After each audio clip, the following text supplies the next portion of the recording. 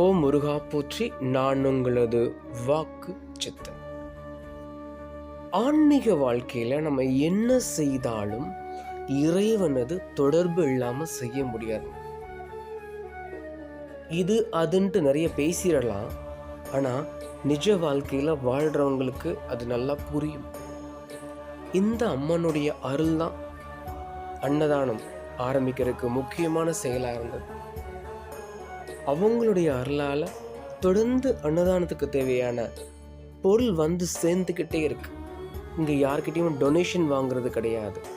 நம்மளுடைய உழைப்பில் திவ்ய திருஷ்டி வாக்கு மூலிமா கிடைக்கிற ஃபண்டில் தான் நம்ம அன்னதானம் செஞ்சுக்கிட்டு இருக்கோம். அடுத்த அன்னதானம் நடக்க போகுது.